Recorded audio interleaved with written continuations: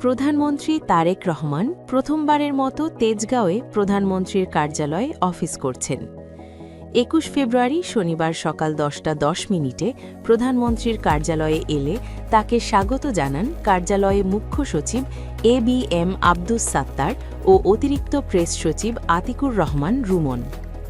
প্রধানমন্ত্রী নিজের কার্যালয়ের মূল ভবনে প্রবেশের আগে সাবেক প্রধানমন্ত্রী খালেদা জিয়া সরকারের সময় দায়িত্ব পালনকারী কর্মকর্তা-কর্মচারীদের সঙ্গে কুশলাদি বিনিময় করেন। প্রধানমন্ত্রী তারেক রহমান কার্যালয়ের পুরনো অনেক কর্মকর্তা ও কর্মচারীর নাম ধরে কাছে ডেকে কথা বলেন। এদিকে প্রধানমন্ত্রী একটি স্বর্ণচাপা ফুলের চারা কার্যালয় চত্বরে রোপণ করেন এবং মহান আল্লাহ পাকের কাছে শুকরিয়া আদায় করে বিশেষ মোনাজাত করেন। এ সময় প্রধানমন্ত্রীর প্রতিরক্ষা উপদেষ্টা brigadier general doctor AKM Shamsul Islam সহ অন্যান্য কর্মকর্তারা উপস্থিত ছিলেন।